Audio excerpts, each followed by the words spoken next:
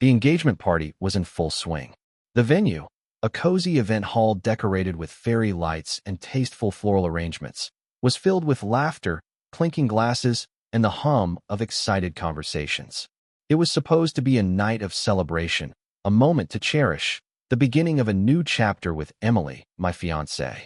As I moved through the crowd, shaking hands, accepting hugs, and nodding at endless congratulations, everyone kept telling me how lucky I was to have Emily.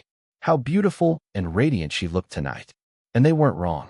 Emily had a way of lighting up a room, commanding attention without trying. But something about the night felt off. Maybe it was the way she avoided my gaze at times, or how her laughter seemed forced.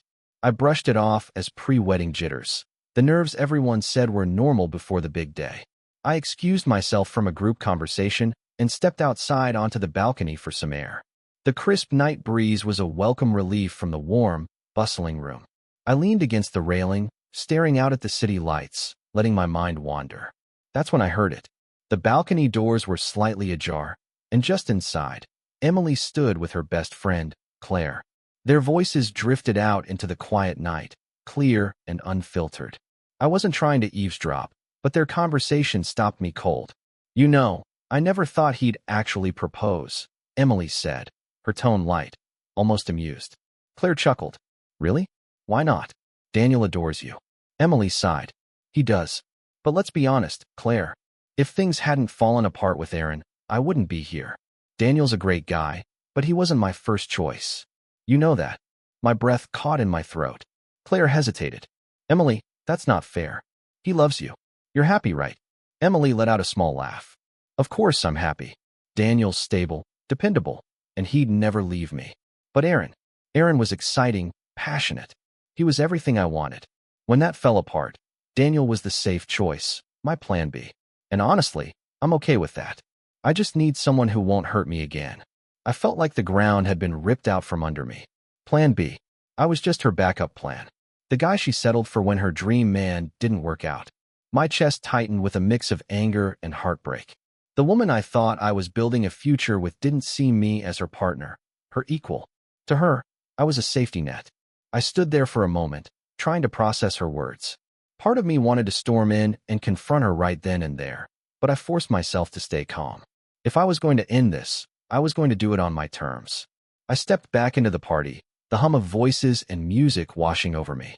My heart pounded as I made my way to the center of the room, past tables adorned with candles and photos of Emily and me. "Can I have everyone's attention, please?" My voice cut through the chatter, loud and clear. The room fell silent. Dozens of faces turned to me, curious and expectant. Emily stood near the bar, her expression shifting from confusion to alarm as she realized I was addressing the entire room. "Daniel, what are you doing?" she asked, her voice shaky. I took a deep breath and looked directly at her. "Emily, I just overheard your conversation with Claire." Her eyes widened. "What are you talking about?" "You know exactly what I'm talking about," I said, my voice steady despite the storm raging inside me. "You told her I was just your backup plan. That if Aaron hadn't left, you'd never be with me." Gasps rippled through the crowd. Emily's face turned pale, and Claire looked like she wanted to disappear. "Daniel, please. Let's talk about this privately," Emily pleaded, stepping toward me. I shook my head. "No, Emily. I've spent months planning a future with you, thinking we were building something real. But I refuse to be someone's second choice. I deserve to be loved for who I am, not because I'm safe." I reached into my pocket and pulled out the engagement ring. The room was so silent you could hear the faint clink as I placed it on the nearest table. "I'm calling off the engagement," I said firmly. "And I'm walking away." I turned and walked out of the room, ignoring the shocked whispers and Emily's desperate calls for me to stop. The cool night air hit me like a wave, but instead of feeling lost, I felt a strange sense of clarity. The next few days were a blur. Emily tried reaching out, leaving voicemail after voicemail, but I didn't respond. Friends and family bombarded me with questions, some supportive, others urging me to reconsider. But I stood my ground.